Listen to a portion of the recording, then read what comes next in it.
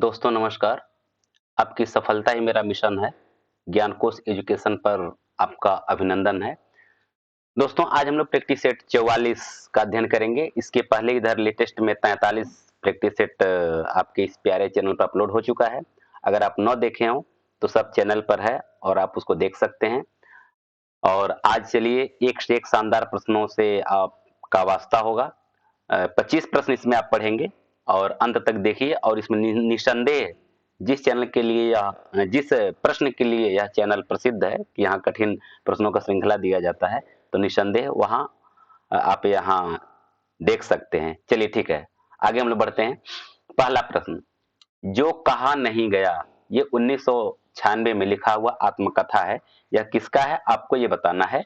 जो कहा नहीं गया प्रभा खेतान का है या अमृता प्रीतम का है या शीला झुंझुनवाला का है या फिर कुसुम अंसल का है। ये किसका है आपको ये बताना है। तो आपका सही उत्तर क्या हो जाएगा? डी, कुसुम अंसल का है, जो कहा नहीं गया।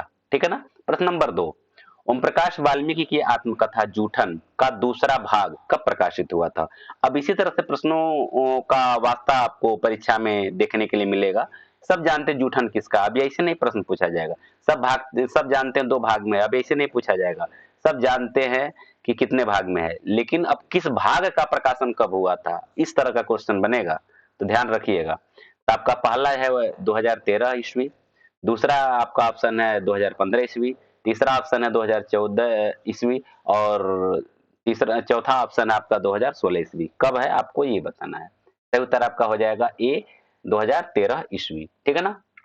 प्रश्न नंबर 3, पृथ्वीराज रासो को प्रमाणिक मानने वाले विद्वान इनमें से कौन है आपको ये बताना है।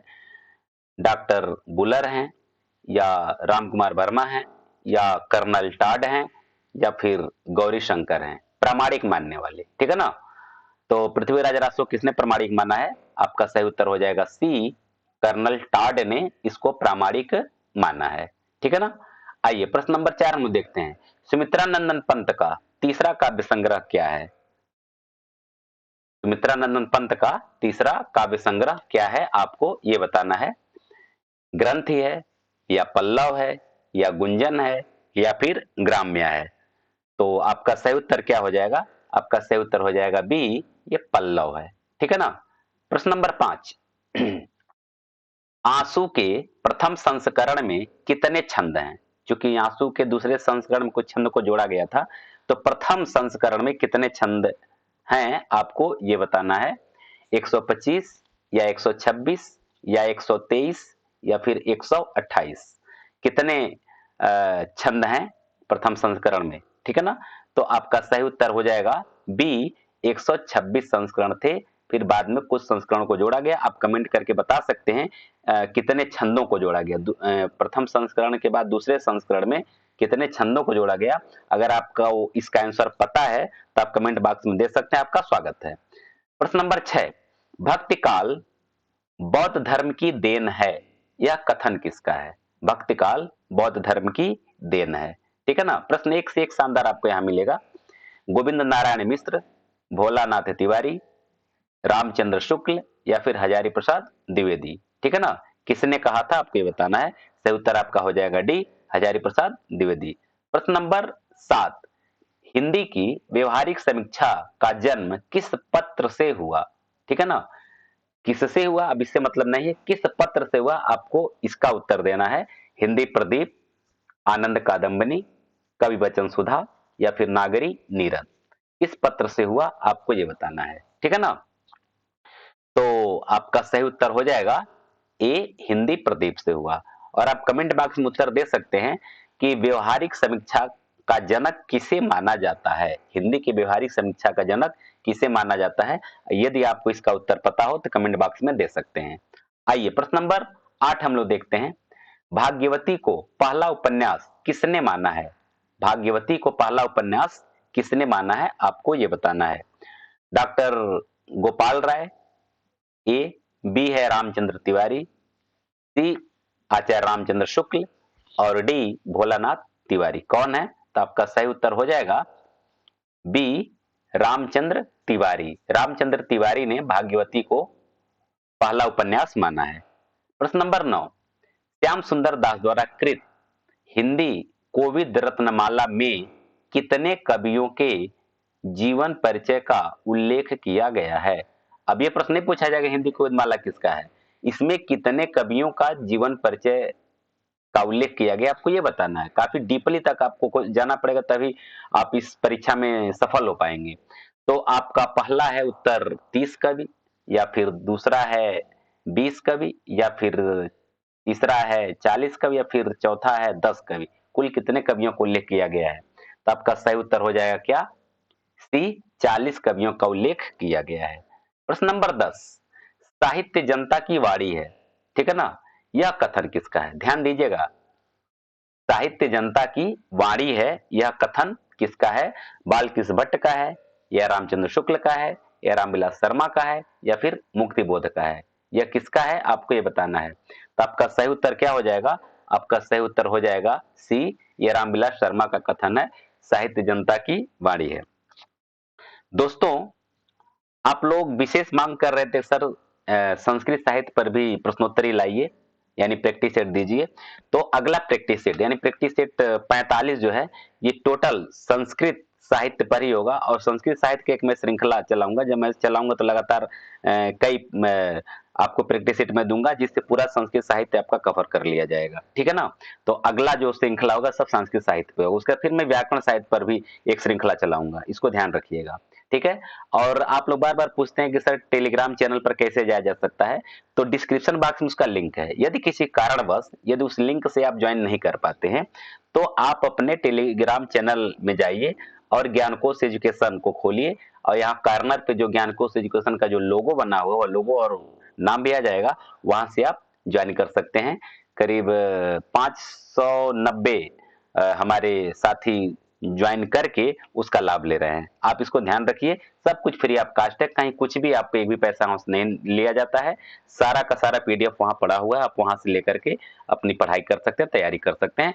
कई हजार प्रश्नों का श्रृंखला है। चलिए आइए प्रश्न नंबर 11 हम लोग देखते हैं। प्रगतिवाद और नई कविता का सेतु किस कवि को कहा जाता है?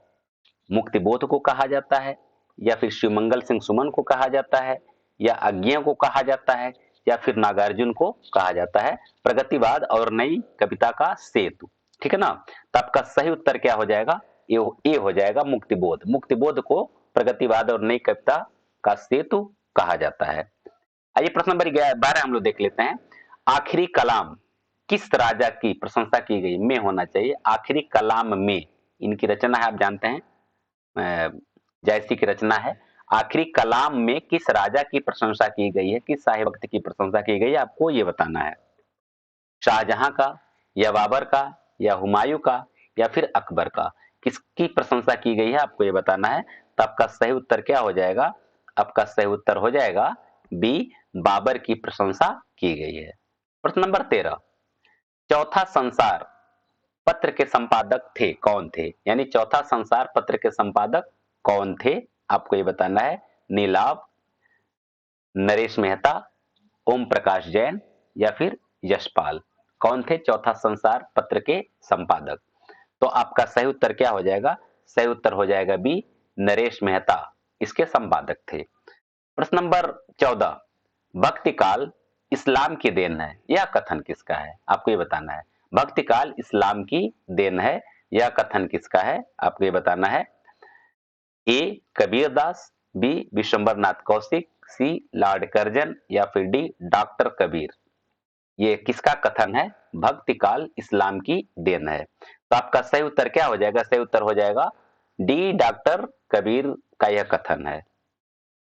प्रश्न नंबर 15, पृथ्वीराज रासो को अर्ध प्रमाणिक मानने वाले विद्वान हैं। यानी पृथ्वीराज रासो को किसने अर्ध प्रमाणिक माना है आपको ये बताना है। ए माता प्रसाद, बी मुरारी दीन, सी देवी प्रसाद, या फिर डी मिश्र बंधु? इनमें से कौन पृथ्वीराज रासो को अर्ध प्रमाणिक मानते थे? तो आपका सही उत्तर हो जाएगा ए माता प्रसाद। माता प्रसाद पृथ्वीराज रासो को अर्ध प्रमाणिक मानते हैं, ठीक है ना। प्रश्न नंबर 16, रामदरस मिश्र को आम के पत्ते नामक रचना पर व्यास सम्मान कब मिला था आपको ये बताना है। रामदरस मिश्र को आम के पत्ते पर व्यास सम्मान मिला था, कब मिला था? 2010 में या 2011 में या 2012 में या फिर 2013 में कब मिला था? तो आपका सही उत्तर हो जाएगा बी, 2011 में मिला था व्यास सम्मान। ठीक है ना? आइए प्रश्न नंबर 17 हम लोग देख लेते हैं। जिस विषय के द्वारा भाव मन में जागृत और विकसित होते हैं उसे कहा जाता है। क्या कहा जाता है आपको ये बताना है। जिस विषय के द्वारा भाव मन में जागृत और विकसित होते हैं उसे कहा जाता है। अस्थाई भाव कहा जाता है या अनुभाव कहा जाता है या विभाव कहा जाता है या फिर संचारी भाव कहा जाता है। आपका सही उत्तर हो जाएगा सी, विभाव कहा जाता है। आइए प्रश्न नंबर 18। पीताम्बर दत्त बड़थवाल के अनुसार गोरखनाथ का समय क्या है? आपको ये बताना है। पीताम्बर दत्त बड़थवाल के अनुसार गोरखनाथ का समय क्या है? आपको ये बताना है। तो 13वीं शताब्दी मानते हैं या 11वीं शताब्दी मानते हैं या फिर 9वीं शताब्दी मानते हैं या फिर 14वीं शताब्दी मानते हैं? कब मानते हैं पीताम्बर दत्त बड़थवाल? आपका सही उत्तर हो जाएगा बी, 11वीं शती मानते हैं। एक प्रश्न मैं आपके लिए यहां छोड़ रहा हूं। आचार्य रामचंद्र शुक्ल के अनुसार गोरखनाथ का समय क्या है और राहुल सांकृत्यायन के अनुसार गोरखनाथ का समय क्या है? आपको यदि पता हो तो कमेंट बॉक्स में लिख करके जरूर बताएं। पूरा प्रश्न लिख करके आप आंसर देंगे तो अच्छा लगता है। चलिए प्रश्न नंबर 19 हम देखते हैं। भग्नदूत का प्रकाशन वर्ष है, यानी भग्नदूत का प्रकाशन कब हुआ था आपको ये बताना है। 1932 ईस्वी में या फिर 1935 ईस्वी में या फिर 1934 ईस्वी में या फिर 1933 ईस्वी में भग्नदूत का प्रकाशन? तो आपका सही उत्तर हो जाएगा डी, 1933 ईस्वी में। प्रश्न नंबर 20। ओकार बहुला बोली है। ओकार बहुला बोली, तीन तीन बोलियों का यहाँ श्रृंखला दिया गया है। आपको ये बताना है कि ओकार बहुला बोली कौन सी है? हरियाणवी, कन्नौजी, भोजपुरी है या बुंदेली, ब्रज और कन्नौजी है या फिर मैथिली, मगही और मारवाड़ी है या फिर बघेली, छत्तीसगढ़ी और नेपाली है? ओकार बहुला बोली कौन? बहुत इंपॉर्टेंट प्रश्न है, यहाँ से प्रश्न जरूर आता है। आपका सही उत्तर हो जाएगा बी, बुंदेली, ब्रज और कन्नौजी। ये तीनों बोलियां जो है ओकार बहुला है। ठीक है ना दोस्तों? 20 प्रश्न आप पढ़े, कितना शानदार लगा। अगर वीडियो अच्छा लग रहा हो तो लाइक, शेयर और सब्सक्राइब अवश्य कर लीजिए। अगर आप नए हो तो सब्सक्राइब तो अवश्य कर लीजिए, क्योंकि यहाँ से बहुत शानदार प्रश्नों का श्रृंखला मिल रहा है। 21। किस रचना में पांचाली रीति की प्रधानता है? किस रचना में पांचाली रीति की प्रधानता है? आपको ये बताना है। संस्कृत साहित्य से कुछ प्रश्न यहां मैं लिया हूं। नैषधीय चरितम में या शिशुपाल वधम में या मेघदूतम में या फिर कुमार संभवम में किसमें पांचाली रीति की प्रधानता है? तो आपका सही उत्तर क्या हो जाएगा? सही उत्तर हो जाएगा ए, नैषधीय चरितम में। प्रश्न नंबर 22। आधुनिक हिंदी साहित्य का इतिहास किसकी रचना है? आधुनिक हिंदी साहित्य का इतिहास, ठीक है ना, आचार्य चतुर्सेन शास्त्री का है या कृपा शंकर शुक्ल का है या परशुराम चतुर्वेदी का है या फिर प्रभुदयाल मित्तल का है? किसका है आधुनिक हिंदी साहित्य का इतिहास? आपका सही उत्तर हो जाएगा बी, कृपा शंकर शुक्ल की ये रचना है। दोस्तों, साहित्य के इतिहास के आप लेटेस्ट रचनाओं का आप जरूर याद करें, क्योंकि पुरानी जो रचना है या अब ये क्वेश्चन नहीं पूछा जा रहा है, क्योंकि ये बोर्ड को भी लग गया है कि सारे क्वेश्चन बच्चे तैयार कर लेते। एकदम बिल्कुल जो नवीनतम जो हिंदी साहित्य के इतिहास से संबंधित जो रचना है आप इसको तैयार करेंगे और यहाँ से मैं वही दूंगा। चलिए प्रश्न नंबर 23। कुकुरिपा द्वारा रचित ग्रंथों की संख्या मानी जाती है? कितने ग्रंथों की संख्या मानी जाती है कुकुरिपा द्वारा रचित? 12 ग्रंथ या 13 ग्रंथ या 16 ग्रंथ या फिर 11 ग्रंथ? कुल कितने ग्रंथ माने जाते हैं कुकुरिपा द्वारा रचित? आपका सही उत्तर क्या हो जाएगा? आपका सही उत्तर हो जाएगा सी, 16 ग्रंथ की रचना इन्होंने किया है। प्रश्न नंबर 24। भावात्मक निबंध किस युग में सर्वाधिक लिखे गए हैं? आपको बताना है भावात्मक निबंध किस युग में सबसे ज्यादा लिखे गए हैं? प्रगतिवादी युग में या द्विवेदी युग में या भारतेंदु युग में अथवा छायावादी युग में? भावात्मक निबंध किस युग में सबसे ज्यादा लिखे गए हैं? आपका सही उत्तर क्या हो जाएगा? सही उत्तर हो जाएगा सी, भारतेंदु युग में। और प्रश्न नंबर 25। तथ्यात्मक एवं विश्लेषणात्मक निबंध किस युग में लिखे गए हैं? आपको ये बताना है। तथ्यात्मक एवं विश्लेषणात्मक निबंध द्विवेदी युग में या शुक्ल युग में या शुक्लोत्तर युग में या फिर छायावादोत्तर युग में किसमें लिखा गया है? आपको ये बताना है। तो आपका सही उत्तर क्या हो जाएगा? आपका सही उत्तर हो जाएगा बी, शुक्ल युग में ये लिखा गया था। तो दोस्तों इस तरह से आप 25 प्रश्नों को पढ़े और निस्संदेह मुझे लग रहा है कि यहाँ से आपको ये विश्वास प्रबल बन रहा होगा कि यहाँ से अच्छे प्रश्नों को दिया जा रहा है। इसलिए यदि आपको यह वीडियो अच्छा लग रहा हो तो इसको लाइक कर दीजिए, शेयर कर दीजिए और यदि आप मेरे चैनल पर नए हैं तो आप इसको सब्सक्राइब भी कर लीजिए। आप लोग अब तक हमारे साथ बने रहे इसके लिए बहुत-बहुत धन्यवाद।